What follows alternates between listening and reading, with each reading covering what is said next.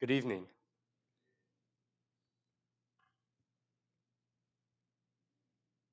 In those days, there was no king in Israel. Everyone did what was right in his own eyes. These are the famous closing words of the book of Judges, words that are repeated throughout the book, and they are a summary of the moral degradation of the people of Israel. A summary that shows how they went from the covenant faithful people following Joshua throughout the conquest. And generation after generation, they strayed further from God. They became more like the nations around them, serving their gods, no longer caring about justice and righteousness as God wanted them to do, but rather, like Samuel's sons who we read about, put aside justice for their own self gain.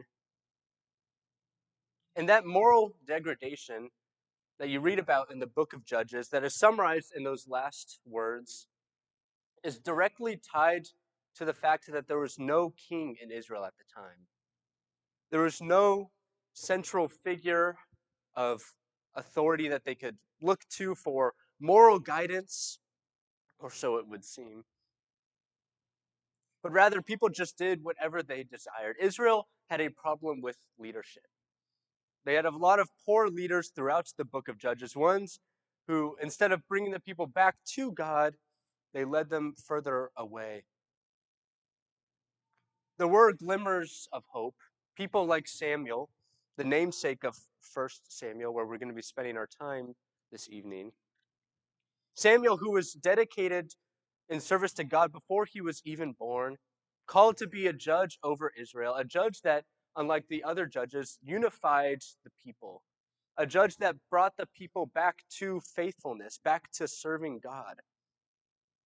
Problem is Samuel was getting old, unable to serve to the degree that the people wanted him to. And in his place, Samuel appointed his two sons to be judges in his stead. But as we just read, his sons were not faithful like he was, but rather Samuel's sons were more like the judges before Samuel, ones who were unfaithful to God, not serving God, not bringing the people to faithfulness. And the people see this issue. The people of Israel see there's a problem, and so they come to Samuel with their own solution. They say, "Give us a king. We don't want these judges anymore. Give us a king like the nations around us."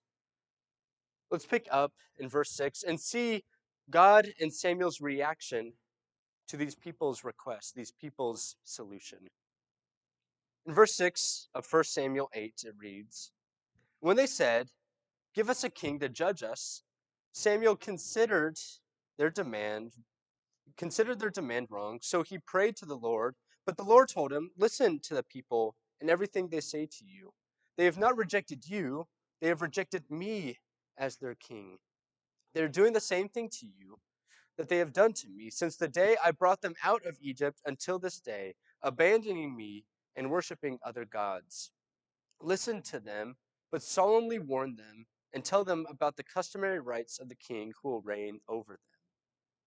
So, in the people's request for a king instead of judges, there is an apparent issue with the request. God sees it as wrong, as them rejecting him. And the question is, what is wrong about their statement? Because in the book of Judges, it ties their moral degradation to the lack of a king.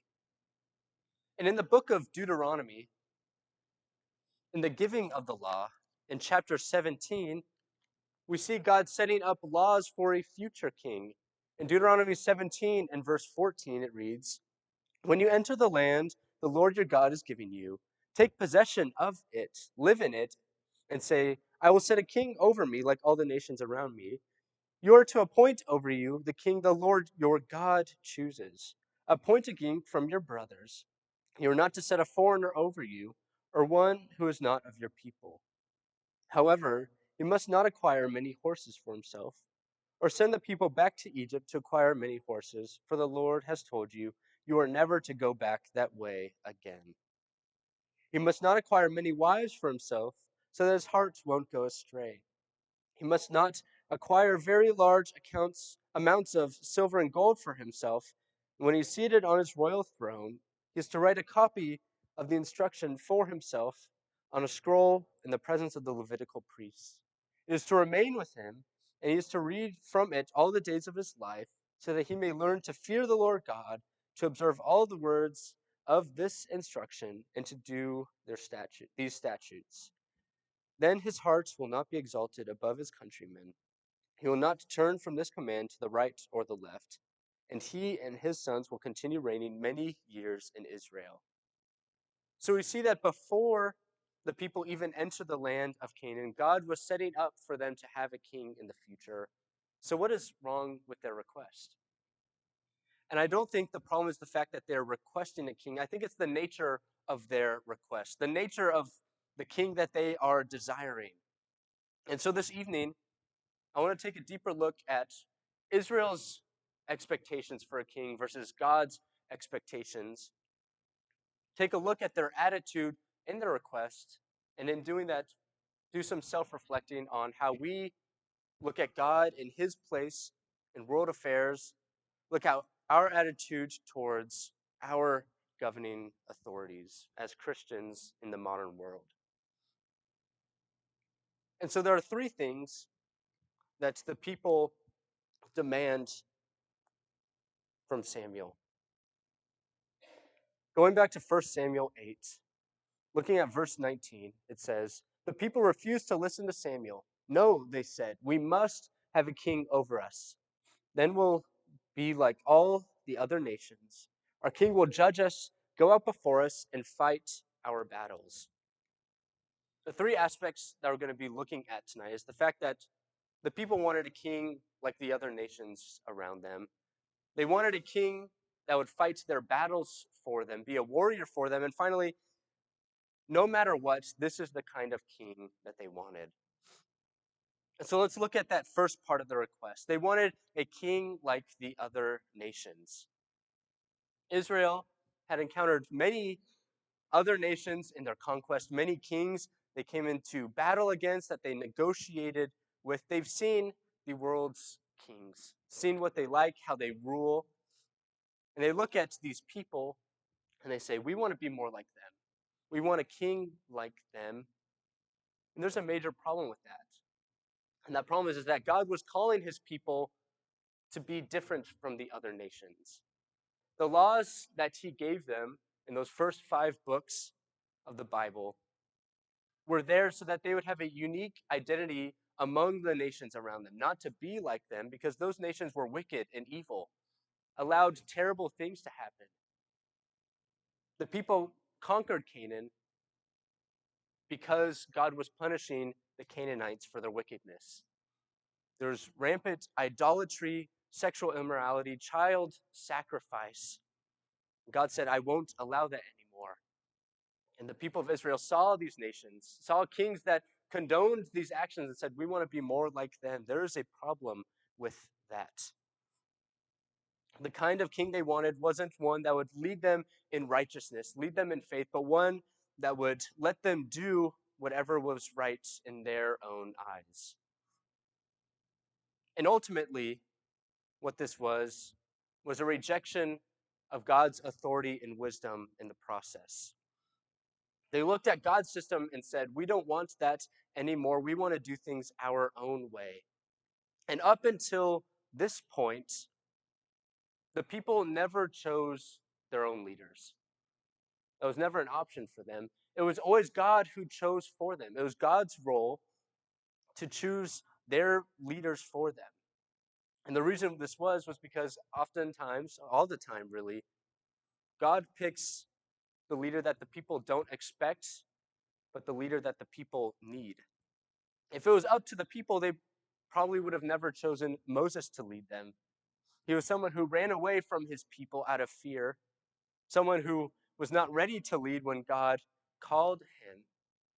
It wouldn't be the people's first choice, but it was the right choice. And he was the one that they eventually held up as one of their greatest leaders in their history. The people probably would have never picked David as their king, the one whom God would choose later. And yet he was the king that was the most faithful, the one that led the people in righteousness and in faith and did God's will. God sees things that the people don't. He wants different things in a king than the people want. And so when the people desire their own king, they're completely rejecting God's hand in the process, rejecting what God wants for them and desiring for themselves their own kind of king. And I think there are times where we can have this sort of attitude that Israel does about our own leaders. We live in a democracy of sorts, kind of, where we get a choice to pick our leaders for us, pick the people who will make legislation for us. It's a blessing that not a lot of people get. And yet sometimes we take that power, that role that we play, and we elevate it to a degree that we ought not to. And we put a lot of pride in the candidates that we think should be the one ruling over us or making rules for us. And we say things like, this has to be the right candidate. This is the candidate that God would want. Speak a lot of arrogance in that. And then sometimes what happens is that person doesn't win. The person that we choose out of our own wisdom doesn't win. And I've seen Christians take that loss and be angry about it and argue with people about it, saying that something had to go wrong because their choice didn't win. This was God's choice, and for some reason, something went wrong. We placed too much weight on our own choice, our own wisdom, and we forgot God's role in the whole process. Because just as back in the times of Israel, God chooses the leaders today.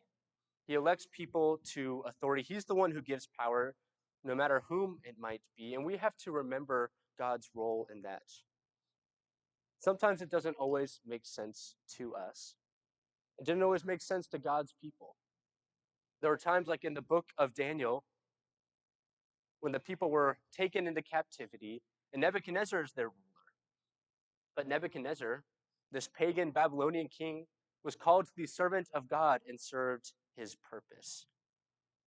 Paul, in the letter to the Roman church, says in chapter 13 that the people are to submit to the governing authorities because they are God's servant. You know who's the governing authority that Paul was talking about at that time to the Roman church? It was Nero. And a few years after Paul writes that letter to the Romans, Nero would persecute that Roman church. And so sometimes us and our wisdom don't always understand why God puts up certain leaders. But we have to humbly accept that that is his choice and his authority to give that, and not elevate ourselves in our wisdom and our choosing of a leader.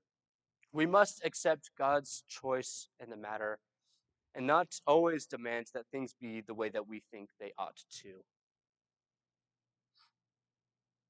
But Israel would continue in their demands because this wasn't the only thing they desired from a king. But their second demand for a king, their second expectation, was one who would go out and fight their battles for them. They wanted a general, a commander, one who they can rally behind, someone who would fight on their behalf and win their battles for them. Was there a need for this in Israel? The answer is no. This was not an issue for Israel because who did they have fighting their battles for them already? It was God. God demonstrated that in the conquest of Canaan, if the people were faithful to him, if they did what was right, if they lived faithfully, if they were good to his laws and did what was right, God would fight for them. They would never be in need. They would never have to fear their enemies because the all powerful God was behind them. Remember battles like Jericho, a battle they would have never won by their own power, but God won because nothing could stand before God. He was the power behind Israel. But Israel looked at that and rejected that and said, we want someone else fighting our battles, someone that we could see, someone who we could see right there with us. They put a lot of trust in a man to win for them. But the truth is a man cannot win their battles for them. A king was not going to be their key to success. But what was always the key factor to Israel's victory was God. And we see this contrast between God's power and the king's power most powerfully in the battle against Goliath and the Philistines. Because at that point, you have Saul, the king that the people wanted. And they're at war with the Philistines, and the giant Goliath comes out, and he's demanding that someone fights against him. And what is Saul doing in that battle? He is cowering in fear with the rest of Israel. He is not able to win their victory by his own power because a man cannot win that kind of battle by his own power. But David, God's choice in a king, steps out. He confidently stands before that giant and wins a victory for Israel, not by his own power, and David acknowledges that. But David's victory was because of God, because God stood with him, because God fought with David, and God won the victory for David. So a king would not be their key to success, would not win their battles for them, but it would always be God. And I think sometimes we forget this in the spiritual battles that we face today and the struggles that this world presents. And connecting it back to our attitude towards politics, I think sometimes we put too much trust and confidence in world leaders to win righteous battles for us. That we expect them to be perfect heralds of righteousness who will legislate God's will in our country and to always do the right thing. And it's only through them that good things can happen. I've seen a lot of this take place in churches. The issue is the same, that men cannot win our battles for us, that we can't put all of our trust in them to win battles that only God can win. Because our world leaders are men, are people just like us, people who will serve their own desires and not always serve God as they ought to. So we should not be surprised when they're not always serving righteousness, but rather we need to look to God as our victor. Look to God as the one who will fight for us. Trust in him and his plan in all things. Don't look to people as our source of salvation. Look to God. And I'm talking about all these things, not only because it connects to the passage, but because I think politics are one of the things that divide churches the most in modern ages. Because our attitude in politics isn't always how God wants us to treat them. And I've been part of churches where it's caused divisions and arguments. And because of wrong attitudes in politics, people have completely left churches, stopped following God, and this is not how it's supposed to be. God won the biggest victory for us in dying on the cross so that we can be saved and we can be unified as a body in Christ. We should not let men, political issues divide us in that. We should be unified in God. Remember who it is who fights for you. Remember who it is who gives us the victory today. It is God. He is our king, he is our ruler, and we should submit to him. The people, however, don't listen to Samuel at all. Samuel's going to come to them with warnings about the kind of king they're looking for. And they're going to completely reject his words and say, no matter what you say, we don't care. We need this king. Let's go back to 1 Samuel chapter 8 and read Samuel's warning to the people. Samuel told all the Lord's words to the people who were asking him for a king. He said, "These are the rights of the king who will reign over you. He will take your sons and put them to his use in the chariots, on his horses, or running in front of his chariots. He can appoint them for his use as commanders of thousands or commanders of fifties to plow his ground and reap his harvest. or to make his weapons of war and the equipment for his chariots. He can take your daughters to become perfumers, cooks, and bakers. He could take your best fields, vineyards, olives orchards, and give them to his servants. He could take a tenth of your grain in your vineyards and give them to the officials and servants. He could take your male servants, your female servants, your best young men, your donkeys, and use them for his work. He could take a tenth of your flocks, and you yourselves can become his servants. And when that day comes, you will cry out because the king you've chosen for yourselves, but the Lord won't answer you on that day. And the people refused to listen to Samuel. No, they said, we must have a king over us. Then we'll be like all the other nations. Our king will judge us, go before us, and fight our battles. Samuel listened to all the people's words and then repeated them to the Lord. Listen to them, the Lord told Samuel. Appoint a king for them. Then Samuel told the men of Israel, each of you go back to your city. So God tells Samuel to warn the people. Samuel tells them, this kind of king that you want, that you think that you need so badly, this king won't be good for you in the long run. This king's going to take your men and put them into battle. He's going to wage wars against other nations and use you for those wars. He's going to tax you heavily, take in all that he wants from you for his own desires. He can make slaves out of you to serve in his work. Things that the people normally wouldn't want. No one wants to be a slave to someone. No one wants to pay high taxes. This wasn't God's desire for his people. He brought them out of Egypt so they wouldn't be enslaved to anyone, so they wouldn't be burdened like this, but they would be free in this land. But now the people are demanding basically slavery again. Yet despite Samuel's warning, despite the obvious consequences that would come with their request, they say, we don't care. We want this king anyways. And what does God do? He says, okay, fine. Let them have their king. There are times when God does this, when God says, fine, do what you want. This isn't God saying it's okay. This isn't God condoning it. I hear people make arguments like that. Or if he allows the people to make this choice, then it must be right. No, it's the wrong choice. But God allows his people to make choices for themselves. But there will be consequences to those actions. And he tells them that up front. He always tells his people up front the consequences of their actions. And there would be consequences to their choice in a king. And that's very apparent, not just in Saul, but a little bit down the line with the king Solomon, the son of David, who is not much like his father in the long run. Solomon would take on many foreign wives, take in foreign influences, just like the people in the times of the judges.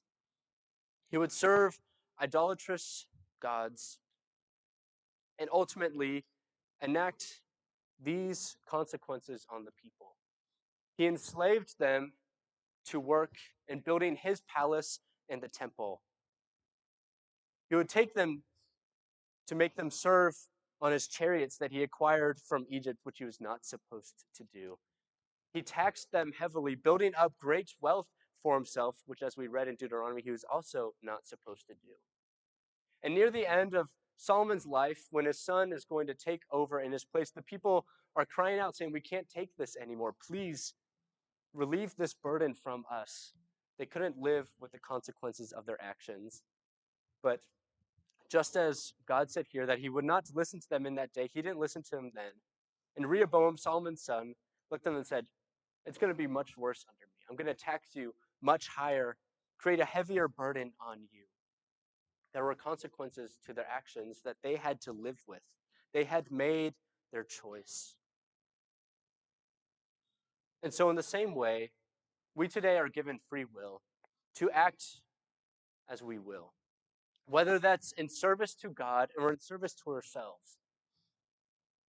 And if we choose not to serve God, if we choose to live for ourselves, live sinful lives apart from the laws given out by God, we should not be surprised when consequences come. There are times where we do the obviously bad thing, We know it's the wrong thing, and then we act shocked when something bad happens to us because of it. There are consequences to our actions. God tells us over and over again that sin has its consequences, both here in this world and in the next. And so, what is the right choice to do is ultimately submit to God as your king, submit to Him as your ruling authority, and follow His will. If you want to avoid the consequences of sin, look to the source of righteousness who promises freedom from those consequences. God has opened the path through sacrificing His Son Jesus so that we could be saved from our sins, saved from our enslavement to sin. But the choice is ours whether or not we will follow Him in that. And so today, we all have a choice to make in who will rule over us. And I'm not talking about physical leaders here, but the choice that we have to make is the choice that Paul talks about in the letter to the Romans once again, but this time in chapter 6, where he says, there are two things that you could be slaves to. You could be slaves to righteousness and serving God in His will, or you could be slaves to sin, slaves to your own desires, evil ways. Being a slave to righteousness, serving God, gives way to life eternally. It's a light burden. Jesus' burden is light. But if we are slaves to sin, if we choose to serve that instead, all we could look forward to is the consequences at the end of this life. So the question is, who will you serve? God or Satan? Righteousness or sin? If you're sitting there and you're ready to give your life to Christ, you see the ways of this world are not the right choice. You see that you were enslaved to your sin and it's creating consequences in your life. You could be free from that burden. God has already won the victory for you. You can submit to Him as your king, be saved, and then one day live in His kingdom eternally forever with Him. If there's anything we could do for you, anything we could pray about, please let us know as we stand and sing this invitation song.